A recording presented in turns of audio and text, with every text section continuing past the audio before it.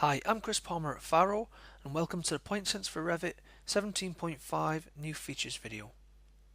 In this video we're going to look at cropping and slicing tools in the section manager, batch loading of MEP families, fitting pipes to the point cloud, placing pipe fittings and aligning pipe runs.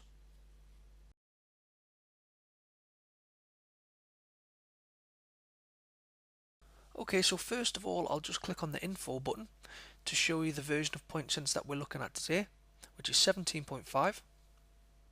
And if we just have a look at the ribbon now, you'll see there's a new sections area, and in the object tools we now have fit pipe and place pipe fitting. Within the alignment section we also now have align pipes and set pipe links, and within the object tools here we also have a drop down with load MEP families. So we're going to have a look at the sections area now, and first of all I'm just going to activate the sections manager, which as you can see opens up dock to the left hand side. We can change the size of that if we want to. We can undock that and we can take that and dock it in a different area if it's more convenient. So I can put that on the right there, or I can just bring that across and just dock it again back where it was. Next to the section manager button we have the drop down list with the cropping tools. So we have define rectangular, define box, define polygon or define slice. So first of all let's look at defining a rectangular crop area and see how this displays in the section manager. So if I just zoom into the right hand side of this scan point cloud now and just define a rectangular section around the roof, that's going to open up a dialog box which prompts us to give a section name. We can also put a tooltip description in there if we want to. So if I just click OK there now, you'll see that this is now displayed in the structure tree to the left, and the roof area is now active. In the bottom area we have the different planes that are defining this crop region. So if we for example turn off that bottom plane, you can see that then shows us the points beneath that plane. If I double click on all points again, you'll see that now is the active section, and we can go and we can define a new section beneath this, or we could define a section beneath the roof area if we wanted to. So let's go and activate that all points, and we'll go back to the right hand side and we will define another rectangular crop. So let's just go and activate that, left click at the top and drag that down across the bottom. We will call this one ground area. Just click OK, and now you can see that that is in the structure tree displayed below the all points folder. So we have a structured layout of our sections. I can turn these planes on or off again as I did before, but now we're just going to go in and let's just define another rectangular crop, but this time we'll do it beneath the ground area in the structure tree. So if I then drag a new rectangular crop region, I can name this section, but I also have an option down at the bottom left here to skip name and merge with parent if I wanted to. So I won't actually tick that this time, but let's click OK. Now you'll see in the bottom area of our section manager we now have additional planes which are highlighting or constraining this new section that we've created. But in the top of the section manager this is actually located beneath the ground area section, so it's a parent section with a child section.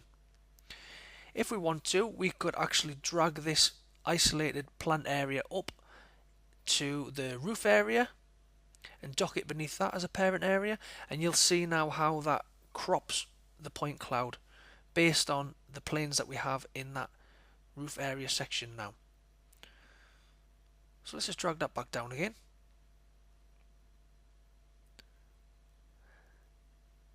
If we want to, we can also rename this section. So we could change the name of this to maybe target pipes. Okay, and that renames that there. And what we could also do is we could merge this section with its parent. So if we click this button now, you'll notice all of those planes are now active beneath that ground area section itself. So I'll just undo that. Click back in the view to crop that again and zoom in. Okay, so the next tool we're going to look at is the Define Polygon tool. So if I just orientate to the right hand side here and zoom in on this example area, we go to the drop down list and define polygon. So we're just going to use single left mouse clicks now around the area of interest, which is going to build up this polygon area. We then press the escape key and we can give this section a name. So we can call this isolated pipes area, and we can also give this a tooltip description if we want to. However, in this instance, what we're actually going to do is we're going to skip name and merge with a parent.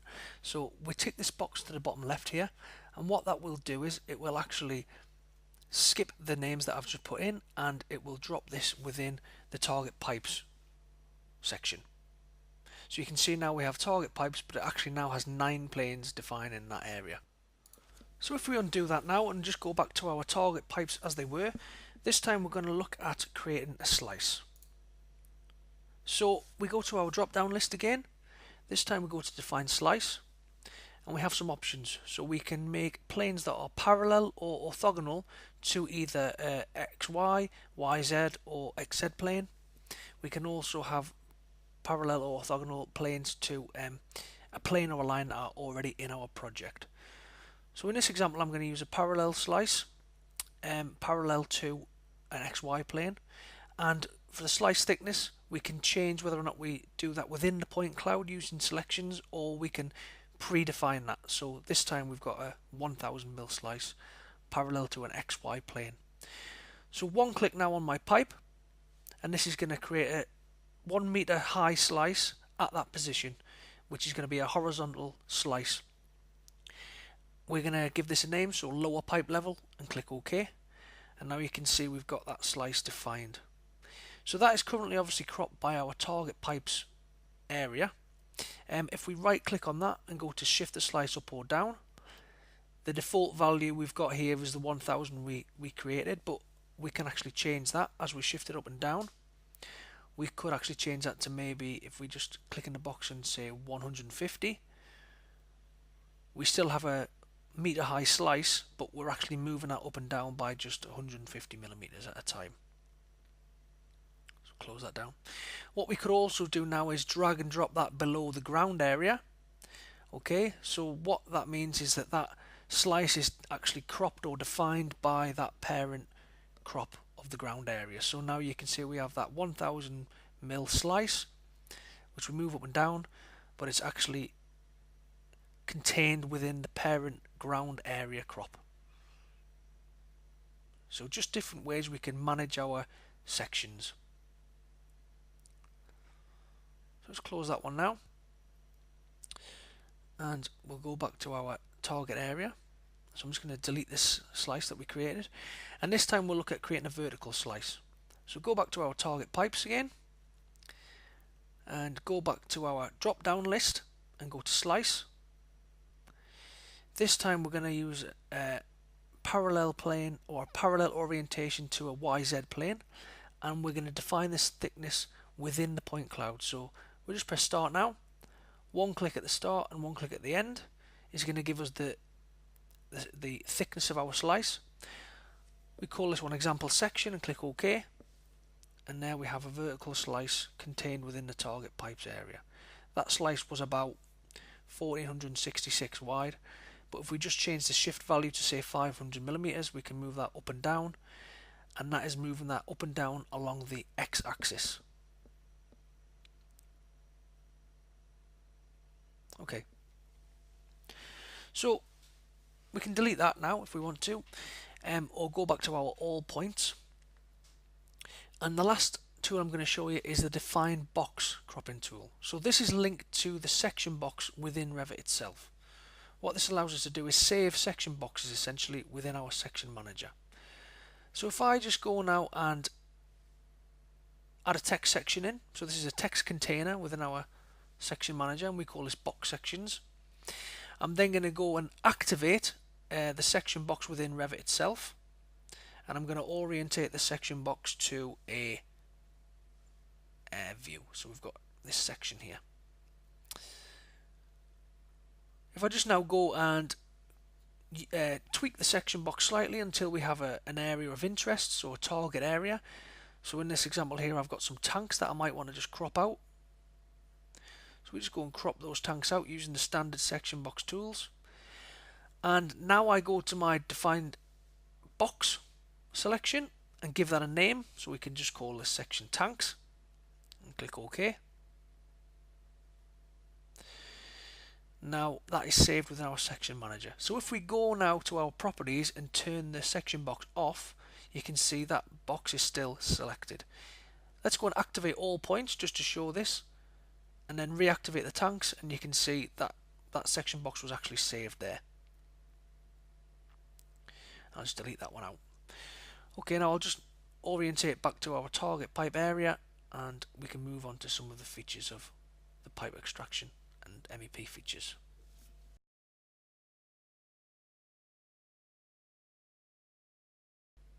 So in order for us to do any modelling now, we need to have the specific families loaded in that we need to use. So if I just go to families in the project browser now and have a look at our pipe fittings that we currently have loaded, and also our pipe types, you can see we've got quite a limited number of fittings available. So if we want to load these in standard Revit, we would go to insert and load family. We would navigate to the pipe file and find the relevant fitting type and load that in one by one. So what we've tried to do with PointSense is make this a lot easier and quicker. So if we go to object tools and load MEP families, what we can do is go and choose a type of fitting that we want to bring in. So in this instance I could use maybe an elbow, and we can go and look at the path and just maybe select in this instance UK libraries, and we'll go to pipe. So what we're going to do now is we're actually going to search through all of that file for any matching elbows, or any elbow families. So I just click OK now. You can see there's 340 families contained within there, but what the software is going to do, and I'm just going to speed this up quite a bit, is it's going to search through all of those 340 families for elbow families specifically, and we're going to import those. So you can see now it's found 51 matching types, and we're going to bring those in. So if I go back to my project browser and scroll down, you can see we now have lots more elbow types with long radius, bends, etc., etc., which we can now use to do our modelling.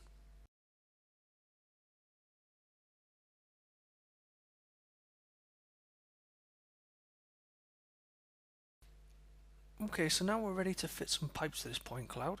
The first thing I'm going to do is just change my scale to about 1 to 20 and my detail level to fine, so the pipes displayed correctly. I'm then going to just go down and have a look at the pipe types that I've currently got set up, and I'm just going to add a new one called carbon steel.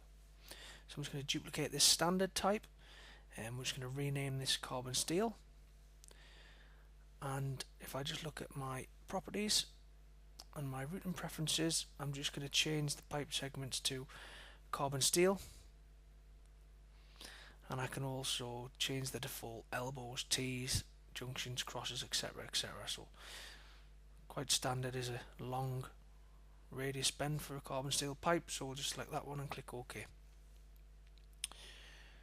Okay, so now I'm ready to fit the pipe. I'm just going to go to my fit pipe command and select the level and the pipe system that we're using, so level 0 and other for the pipe system, and press start. I'm then going to go and make one selection at the top, one selection at the bottom. Notice we're going through these fittings, we're just fitting that pipe itself at the minute. So just another selection down here. What that's going to do is it's going to give me a dialog box which is giving me a display of the pipe within that section of point cloud. You can see if I just navigate around this, you can see how well it fits. So what we've got at the top is a detected diameter of 170 external, and we've got a rounding factor of 10 millimeters. So it's found our best fitting pipe, which is a carbon steel with an external of 166.1 millimeters. We could select a different pipe type if we wanted and insert that with an adjustment, but what we can do is just select that pipe we've got and insert that type. If we want to, we can add insulation to this additionally. So if I tick that there and change that to phenolic foam, and I can change this to maybe 75mm if I wanted to. We'll just take that off for now. I'll just fit it standard as it is. So you can see if I just go and turn that off and now go to insert type, that pipe will fit into that area of the point cloud. Okay, so now we can see that's fitted there now. So this process is going to be a case of fitting the pipes themselves first, then fitting the pipe fittings, elbows, T's, etc., within the point cloud, and then aligning the pipes. So it's a three-stage process. So we go back to fit pipe. I'm going to select the start and end of this run here. Notice we haven't got a lot of coverage on that pipe, to be honest, and it's detected at around about 160. So let's just go with our last used type, which we know is the correct size, and I'm just going to insert that there.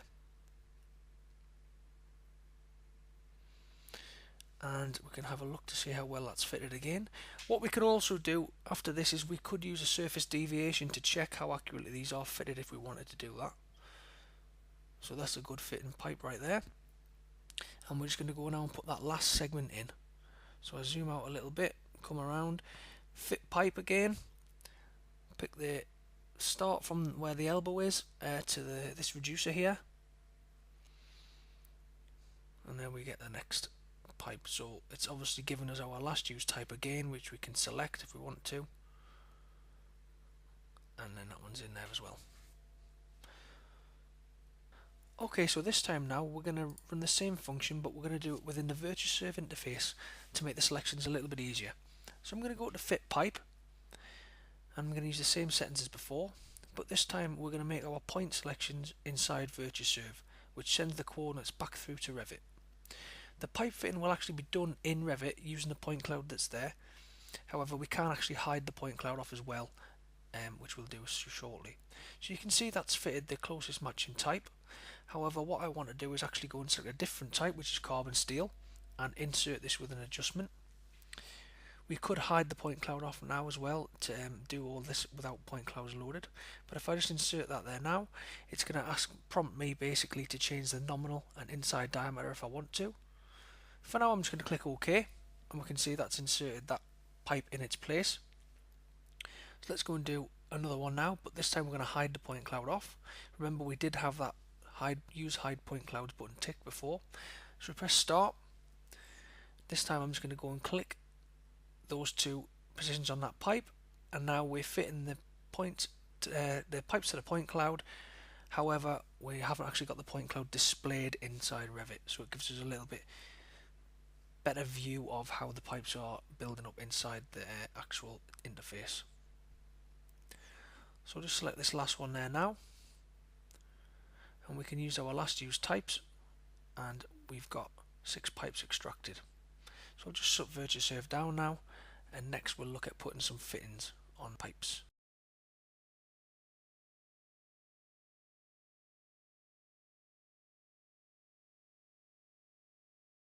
Okay, so now we're going to look at placing some pipe fittings. So I use the place pipe fitting command, and now the software will analyze the fittings that we have loaded to see how we can work with them using our PointSense pipe fitting command. You'll notice a few of these families won't load in, won't quite work so well with the tool. Most do, however, the vast majority do. So we're just going to navigate around to our first elbow we're going to look at, and I'm just going to again click place pipe fitting, and I'm going to select one pipe and then the second pipe, and then press the escape key, and that's going to throw in the first possible elbow selection that we have there, and we can then just go to this drop down list and scroll through and have a look at what we think is the most suitable fitting type. In this instance, I think we need a long elbow which is butt welded. Obviously that has to be carbon steel, so let's go and find that one there now. Drop that in. You can see now that that fits well. We also in the properties here have this fixed at 90 degrees. However, if we tick this use any angle, this is going to tweak very slightly to use the actual angle that we've got within our pipe fitting from the point cloud. If I just click the pan and zoom command, I can actually just go and have a quick preview of that connection before I accept it. press escape and I'm back in there, and I click OK to take that as an inserted pipe fitting. That's great. So let's go and have a look at this second one here now. Slightly different radius on this bend. I can hide the point cloud off. I don't actually need the point cloud loaded to do this if I don't want to. Sometimes it might be a little bit easier. So let's go back to place pipe fitting. Select one end and then the second end for the pipe. Press the escape key. You'll notice we have a last used types here now, so I could just select this one again. However, we know that's not accurate. So we're actually going to go and we're just going to go and find a standard elbow from the list and use that there. So we could actually also take this using the angle if we wanted, and we're just going to click OK now to insert that elbow. If we bring the point cloud back in, we can have a bit of a navigate around and see how well that's fitting and how well that's joining up. Seems to be okay. And then we'll have a little bit of a look at our other pipes here. So I'm just going to do the same tool again. Now this time I'm going to go and, rather than use an elbow, I'm going to go and show you how a T would fit in. So we're just going to select a T. A separate option that we do now get is the orientation toggle. So you can see now, depending on if we did have 3 connections here, we can toggle the way that is going to fit using this toggle button here. We'll just drop that elbow in, and if we just look at this pipe at the bottom here now, one option we do have is to insert a fitting when we've only got one pipe connection open or one end connection open. So if I just go now and bring the point cloud back in, and this time I'm going to go to place pipe fitting, but I'm only going to select one end of the pipe, so just this single selection, and then press the escape key. Now you'll notice this is showing me this butt welded elbow, however it's at a slightly wrong angle and slightly wrong position. So at the bottom we have this placement insertion offset. We can use the by point button to then go zoom into the point cloud and find the start of that elbow. That probably wasn't the most accurate selection, but we could then also tweak that if we wanted to round that up maybe 190. And then we can also use a rotation angle by point as well. So if we just click that there now, that's given it a rotation of about 78 degrees. It's probably more close to 90, so let's go with 90. Click OK, and you can see we've managed to put that elbow in just using one open end of a pipe run. So now that's done, okay, what we'll look at doing is aligning these pipes and joining them all up so that we have a nice smooth pipe run with no breaks in it.